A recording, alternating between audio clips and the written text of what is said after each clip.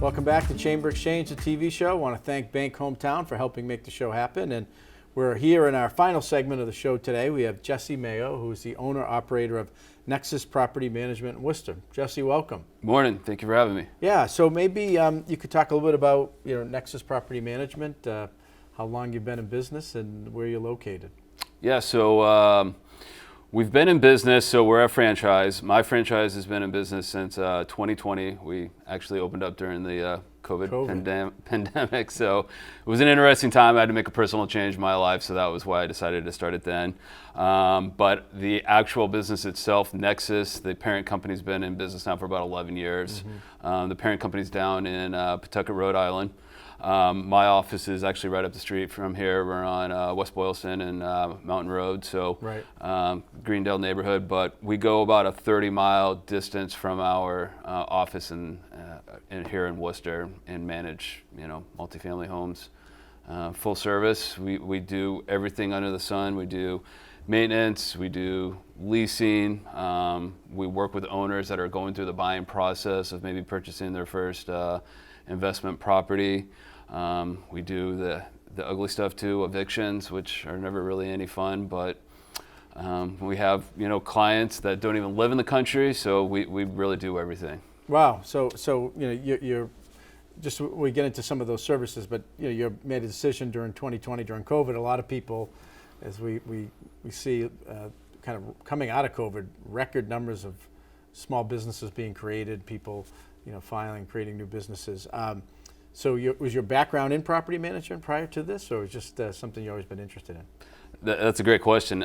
So I actually started investing in property back in 2014. Mm-hmm. And I started as a customer of Nexus, and that's where I built my relationship with them, got to know them, became very comfortable with them, really liked their business model. So I had quite a bit of experience in the investing world and owning investment properties.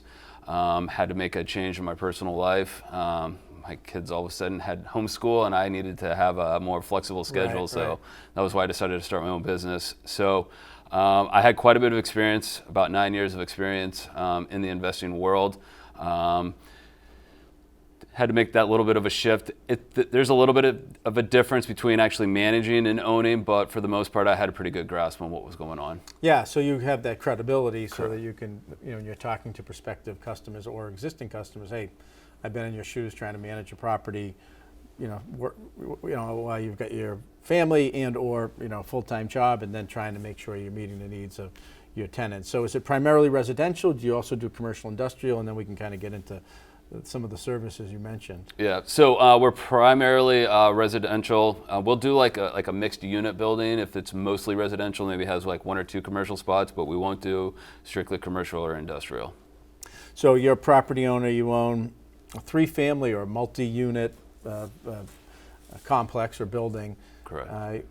You have that kind of passive income, but then there's a whole management piece, right? Meeting the tenant's needs, responding to a pipe leak or drip, or you described the snow and snow removal and other types of issues, and then collecting rent, those types of things. You do those A to Z services. Absolutely, yeah. We're full service. We do everything for a client. And like you said, a lot of people get into this for passive income, and all of a sudden they're 6 months into it, and they're realizing that it's a lot of work. They're taking phone calls during the week, and then Saturday, Sunday, they're at the property mowing the lawns, fixing leaky faucets, doing showings for vacant units that they might have, and they're like, I wasn't looking for another job. I was looking for some passive income. So that's where we come along. Right, and then you also mentioned kind of that tenant screening. I assume any good property owner is also trying to be proactive on deferred maintenance and kind of keeping things up. You kind of do that and kind of work a fee structure accordingly with the prospective or your clients. Yeah, and that's like one of the things we'll talk to somebody that's like kind of new and interested in property management at first is, like the big question is, what's the cost? What's the cost? And so a lot of times we'll sit down, we'll just look at their rent roll, and a lot of times they are buying properties that have a lot of deferred maintenance. The previous owner just didn't want to deal with the headaches anymore, the supposed headaches.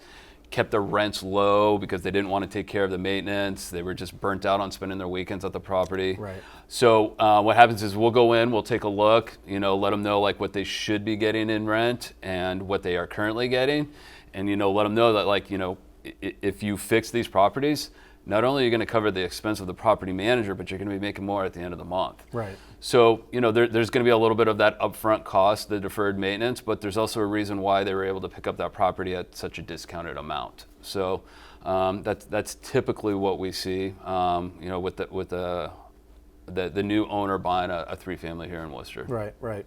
And you also, sounds like you have larger clients too in terms of multi-units beyond the 3-family space. Or is it primarily 3-family?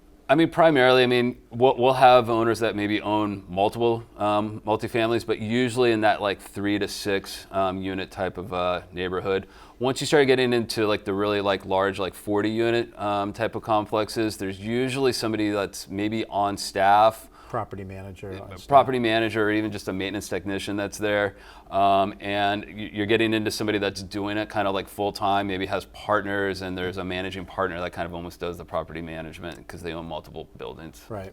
And so you mentioned, Worcester and the headquarters, here locally, 30-mile radius.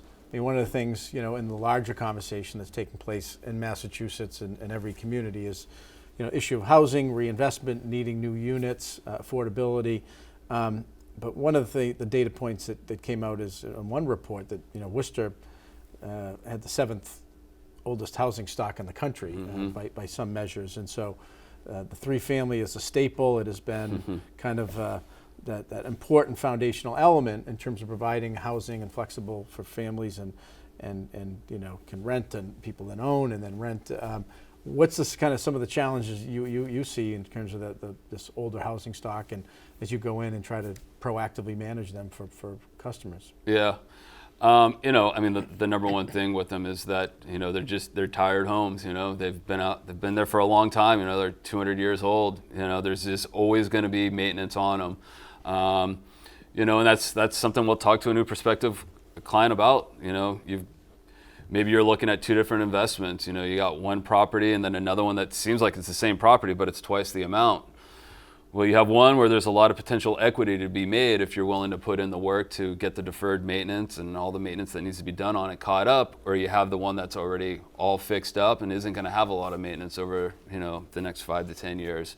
New roof, new siding, new plumbing, new electricals, things along those lines.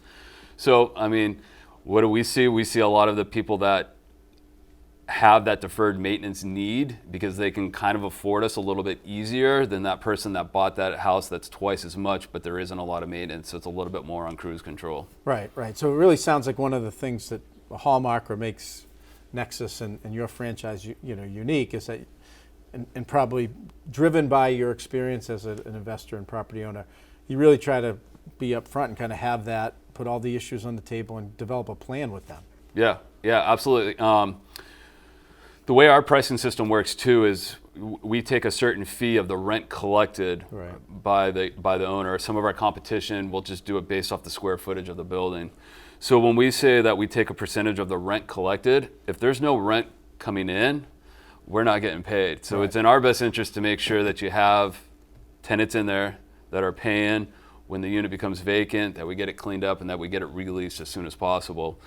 On top of that, the more money that we're collecting in rent, obviously if we're collecting 1% of the rent, the more money we're making. So we'll definitely sit down with them. We'll talk to them about what it is that they're currently receiving in rent, what we see as typical rent for that size apartment within the market, what it is that's going to need to be done to try and get that rent based off the condition of the unit, so on and so forth. So Jesse, if people, if there's the property owners out there who say, hey, I want to learn more about this, how do they get in touch with you? Is there a website they can get some initial information and maybe follow up?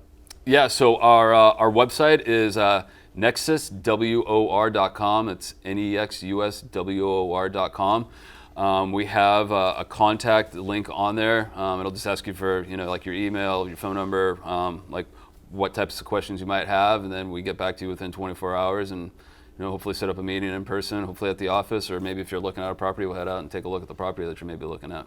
Well, good stuff. It sounds like you're in a business given the construction and growth here in the region that's going to keep you busy, and appreciate you sharing with our viewers and kind of the specifics of your company and some of the challenges that people who own property are facing. Yeah, thank you very much. Yeah, I definitely think that there's a little bit of job security within this market. Yeah. Well, Jesse Mayo, owner of the Nexus Property Management franchise here in Worcester, Central Mass. Thanks for being with us, and thank you, our viewers, for being with us on this edition of Chamber Exchange, the TV show brought to you by our sponsor, Bank Hometown.